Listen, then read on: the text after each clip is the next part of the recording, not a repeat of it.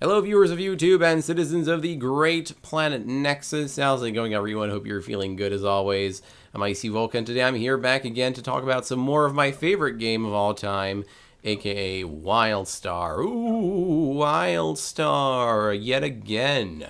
I know some of you might be wondering, Icy, when are you finally going to discuss some other video games? We're sick and tired to hear about WildStar. It's not that wild as you think it is. Get over yourself, please. Well, let me tell you what. Too bad. I know that some of you want to hear about other stuff. And in fact, I've been keeping my eye on this new game called Gigantic, which is a new MOBA that's being made by this completely new game company called Motiga Games, which is a Seattle-based company. And Gigantic is a game that I've been meaning to talk about since it got announced. We saw the trailer last week and some gameplay footage from certain game journalists, and so lately I've been really eager to make a video about it. So maybe sometime in the future I'll talk about that. But in the meantime, I'm really addicted to WildStar because of it. Not only because of its amazing content, but as well as by its unique combat and mainly by its community. The player base, WildStar's player base is probably one of the best player bases that I've seen in the last decade. I've never seen such a community that's so supportive of a project like WildStar. And honestly, the developers really deserve the attention and the amount of support that they're getting because they've been incredibly passionate about this title. It's a completely original title. The genre is not original. It's yet another MMO. However, the lore is new, and this game is not part of any series. And the game keeps on improving. The bug fixes are being eliminated one by one, slowly, and the botters are being deleted and banned. You know, a lot of them are getting banned progressively as people are reporting scams and whatnot. The team at Carbine Studios has been very responsive to player feedback, and they've been listening to all sorts of feedback from YouTube, Reddit, you know, the actual game, forums, other forum websites. And so they've been trying their best to accommodate to players' needs while making their game hardcore. So they're not compromising, but they're listening to stuff that's very important and that needs to be fixed. So I've never seen a community like Carbine be so much on their feet and be on the task of fixing all of the current issues while trying to maintain the original game as it is, while not making it, you know, casual or noob friendly. You know, it is noob friendly at first, but it gets difficult as you progress. But anyway, enough about praising WildStar and the company. I'm just really addicted to the game because it's, you know, it's successful. It's not, you know, it's not a major hit, but, you know, games don't necessarily have to be hits in order to be successful. As long as you have a solid community and some solid content, then you've got a game. And if the game keeps on growing, if the MMO keeps on growing as time goes on, then the game is successful over time. Unless the content gets stale and goes backwards. If there is no originality as time progresses, then the game does kind of suck over time.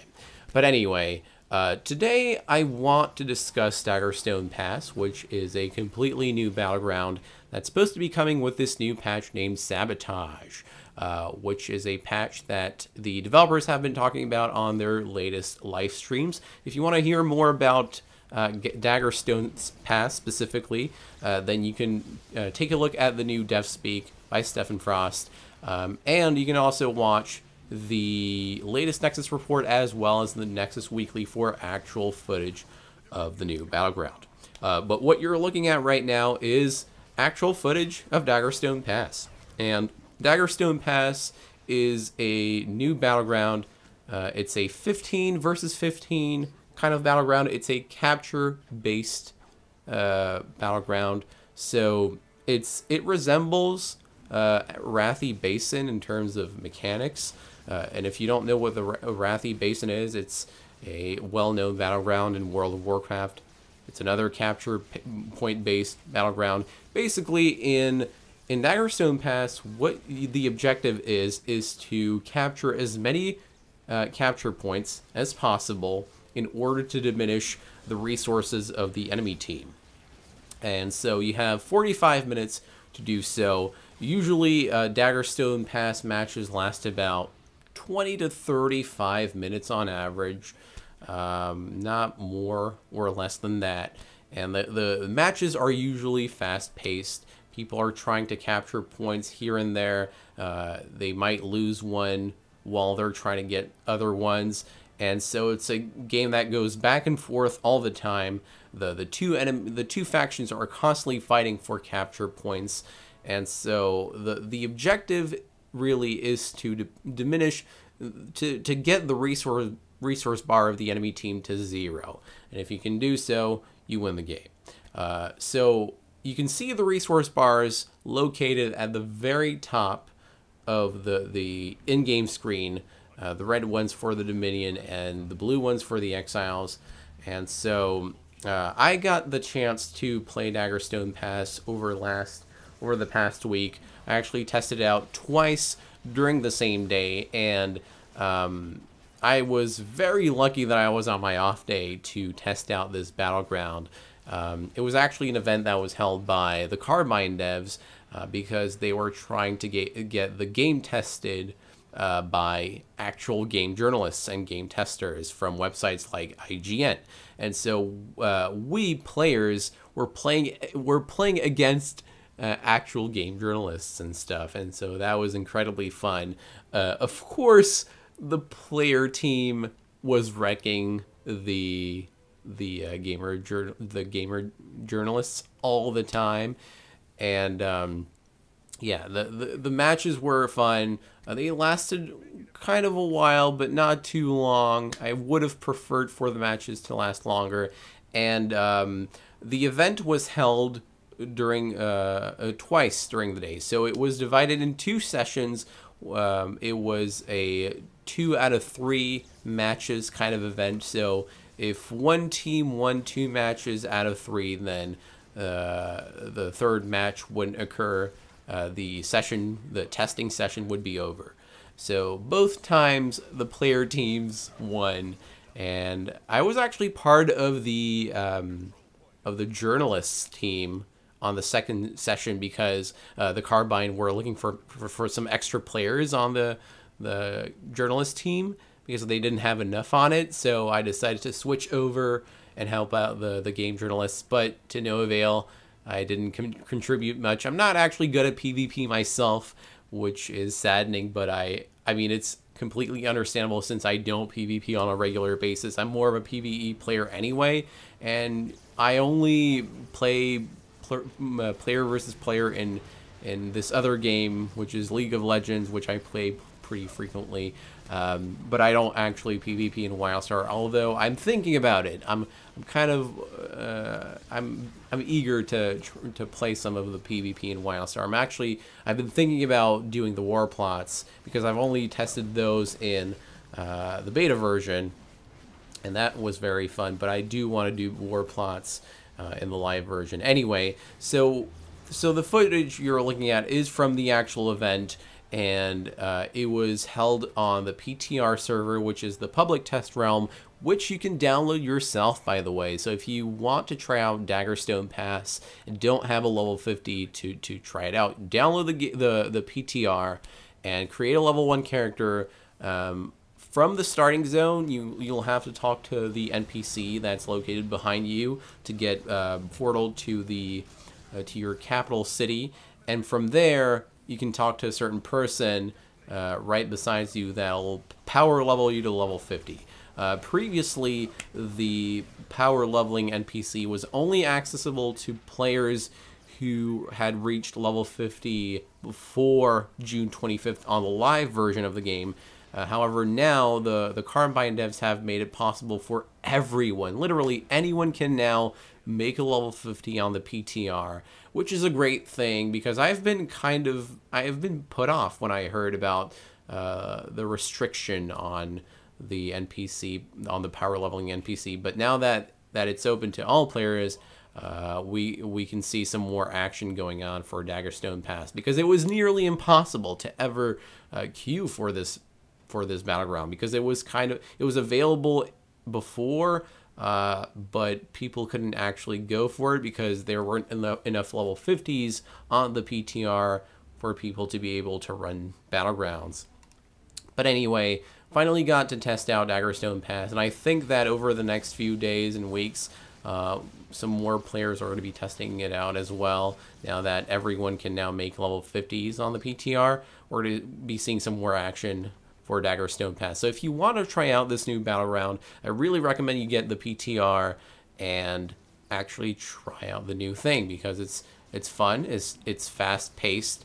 It's something that it resembles it's very similar to other capture point battlegrounds that you've seen in other MMOs, although it's got a little twist to it. So basically, now here's a cool thing about Daggerstone Pass. In this new Battleground, you can now get on your mount. So in previous WildStar Battlegrounds, you could not, get on your hoverboard or your Equivar or Trask to travel around the map.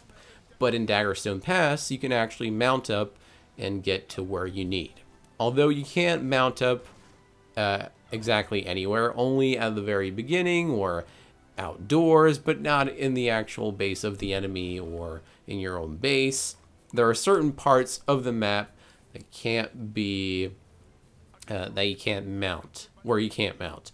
But anyway, so the main objective of Daggerstone Pass is to acquire as many capture points as possible in order to diminish the enemy's resource bar, right?